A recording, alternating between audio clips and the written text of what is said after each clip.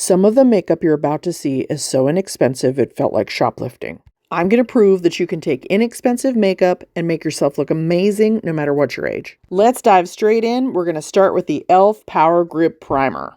Now, I'm not going to lie, this stuff feels like Elmer's glue going on. But if you can hang in there long enough, that strange glue feeling goes away, and it's actually a great primer for holding your makeup in place. Since I can't see up close, I'm going to use a little mirror that I picked up at Costco the other day. It's got a 10x mirror on one side and a regular mirror on the other side, and it's by Ghostspire. If you see these, grab one. We're going to use the Maybelline Fit Me foundation and this dollar store sponge that I bought. Make sure that you get your sponge completely wet and then wring out the excess water. Then we're just going to dip that damp sponge into the makeup and begin applying at the nose. We always begin by applying the foundation in the center of the face where we're going to need the most coverage. This also makes blending around the hairline and the jawline much easier, and we don't end up with those lines of demarcation. This foundation is for normal to oily skin and is really easy to wear. So if you find yourself at the drugstore struggling to figure out what to buy, give this a try. It used to be $5, now it's around $7, and I bought mine at the local dollar store. I'm going to follow this up with just a little tiny bit of my L'Oreal Paris Infallible 24-Hour Wear Foundation Powder. So it's foundation all by itself, and it's just going to mattify the center of my face. I love doing glowy makeup, but I generally want to do it on the outside of my face because if I do it down the center, I'm going to pick up all of those pores on my nose and highlight all that, and so I don't want to do that. Moving along to lips. I spent a whole dollar and got this LA Colors gel lip liner in the color Alluring. And I have to say, these are pretty remarkable. They're very creamy, so you can use it as a lip liner, but you can also use it just as a lip color. To turn them into a nice stay put lip color, I would just apply it all over my lips, and then once you've got it all on there, it's gorgeous already, but take a little tissue, blot. That will remove the excess oils and set the color in place. Now let's go ahead and cheat and be super cheap and use a little bit of that same color and just apply it to our cheeks. There's nothing cheaper for your cheeks than stealing directly from your lips. And to me, there's no better way to get a cohesive look on your face by using the same color in several different places. Believe it or not, I've done some really awful makeup in my day, and you almost have to do some awful makeup to actually get better at it. And one of the things that I would do before I learned a little bit about color theory is I would use clashing colors that just didn't complement each other in any way. But now, almost every time when I put my lipstick on, I'll include some of that color in my cheek color, whether I've got other colors going on or not. So let's make these lips pop with some lip gloss. This one is by LA Colors. It's the Moisturizing Lip Gloss in the color Sweet. And I typically buy a bunch of these because they're only $1 and I keep them in my car, in my purse, everywhere. My favorite lip gloss tip is simple. Keep your lip gloss in the center of your lips when you apply it. It's automatically going to work its way out to the corners of the mouth. But if you apply it all the way out to the corners at first, it's just going to gunk up there really quickly. Let's move along to eyebrows and eyeshadow. I picked up this LA Colors Glam palette. It's in the Cool Glam, and I'm going to use that kind of grayish color there in the center for my eyebrows. I'm starting with a little bit of that color on a small eyeshadow brush, and I'm just going to lightly cover my brows. This works really well for sparse brows like mine, but also if you just have some empty places in your brows. Once I've got it to the point where it looks like I have a light shadow over my brows, then I'm going to go back and actually apply a little bit more so that I can thicken those up and make them pop. Then we're going to grab our concealer and we're going to give these some shape and clean them up. For this, I'm using the CoverGirl Simply Ageless Triple Action Concealer, along with my handy dandy flat concealer brush. The budget brush set that I'm using today is all by Do Care. It all came from the same set, and I'll put the link in the description for you. Now this is where you have another opportunity to give shape to your brows. You can raise the arch, you can actually leave the tail lower or raise the tail, just however you feel like your eyebrows look right. I actually like to bring my tail up a little higher than what is recommended because it gives me some room to actually swoop my eyeshadow out to the sides, giving myself more of an elongated eye look. And I think the most important thing to remember is that it's your face and you should do what you feel is right here. If you've known me for a minute or so, you know that I don't do a lot of videos where, I say don't do this or always do it this way. I try to make it more of a suggestion because everybody's face is different, everyone's preferences are different, and at the end of the day, you really need to take a good look at yourself and decide what you think looks best because you are the only one who matters. And of course, if you need to do some shaping on the tail or around your arches, go ahead and do that. Then I like to go ahead and use brow mascara or brow gel on top of this because the brow mascara actually colors the hairs. So if you have those little gray hairs or you just want to darken the ones that you have, that's what this will do. This one's by Catrice. I think it's only $5 and I actually have a discount code for you for this one. In general, I like to use the base color of my eyebrows in a slightly lighter color than I like to use my brow gel. Today, I'm using the medium brown brow gel. Now let's move along and do our eyeshadow look. Now I've applied the Power Grip Primer, the same one that feels like glue, on my eyelids. That's dried. And now we're grabbing that highlight color, which is kind of a cream color, from the LA Colors shadow palette.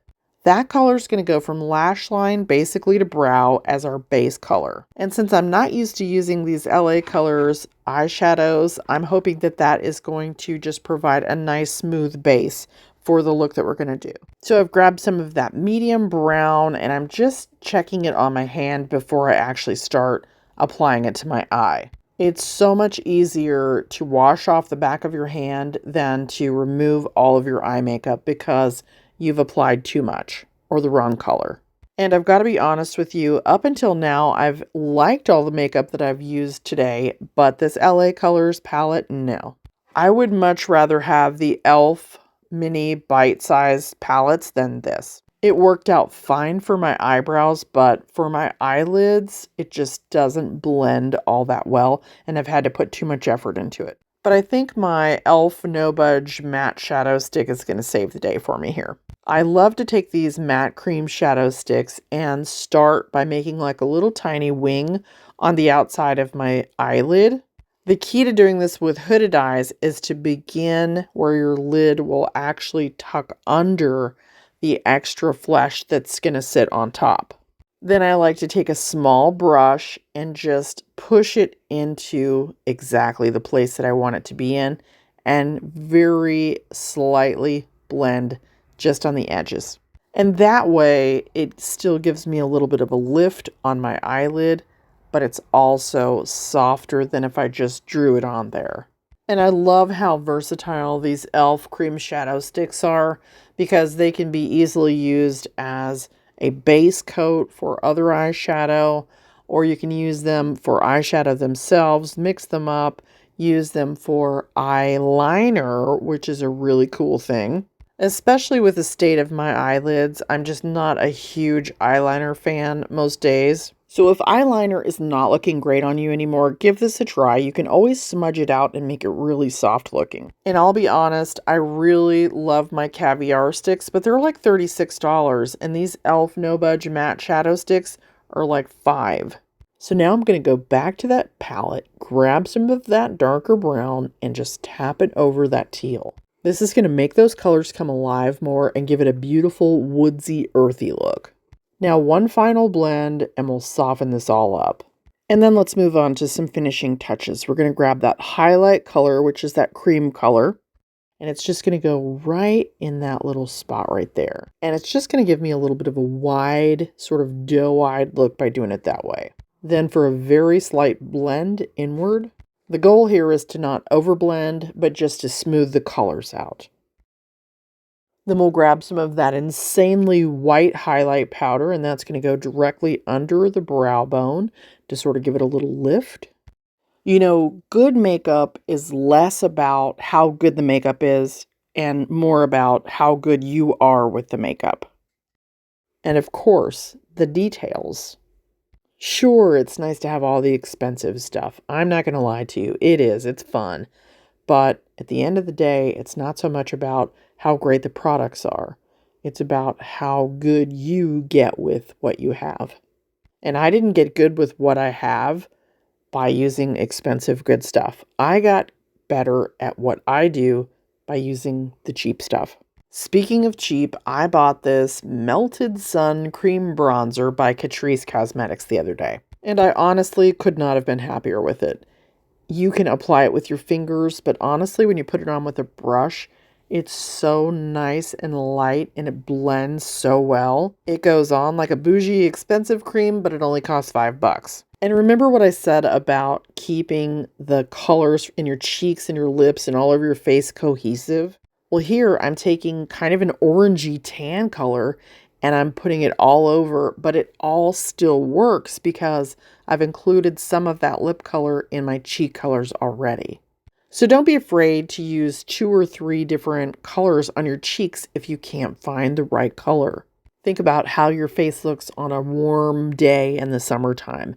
It's usually not just one color.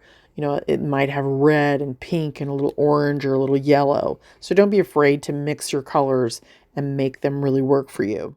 Let's do some lashes. I bought this LA Colors Perfect Lash, fully expecting it to be horrible. I believe it cost me $3. The brush was a little bit too big and definitely not shaped the way I like it to be, but I was wowed. I was really wowed by this. So if you don't have a lot of money to spend on makeup and you're looking for a really nice, volumizing, lengthening mascara, check this out. I couldn't believe it. First of all, hardly anything holds my lashes up and in place, and this actually held a nice curl for me and held my lashes up. Now we're going to take that leftover eyeshadow that's still on my eyeshadow brush, and we're just going to contour the tip of my nose with it. Matte eyeshadows can actually do a beautiful job of contouring if you just use them very lightly. And I'm going to switch up my lip color just a little bit by adding some of my TOPAZ LA Colors lip gloss to it, because this one is like my all-time favorite. It's kind of a champagne color. It just goes with everything. Then I'm going to mix some of my Maybelline Instant Age Rewind Eraser Concealer with some of my e.l.f. Poreless Putty Primer. And I know a lot of people love the Age Rewind, but I can't wear this by itself. It's just too drying and thick for me. But by mixing it with the e.l.f. Poreless Putty Primer, it actually lightens the product up, thins it out, and makes it more moisturizing. So that looks really nice and brightening under my eyes. I'll use a little in the center of my forehead to highlight, and then I'm going to hit those nasal label folds and all those marionette lines and brighten all that up. And this is kind of what I was talking about earlier when I said it doesn't really matter, how much your makeup costs. It's about how you apply it, because you can take 2 very inexpensive products and mix them together and come up with a beautiful highlighter for mature skin that looks amazing. Speaking of amazing, these are my new go-to El Cheapo lashes. They cost $10 and you can get up to 20 uses out of them. They also come with their own magnetic liner glue. And that, my friends, concludes this look for today. I hope you enjoyed this. I hope it helped you. And I hope that you will take your makeup to the next level. Please make sure to leave me a comment and do check the description for product information as well as that top pinned comment. I post several times a week, so please come back and check what's new.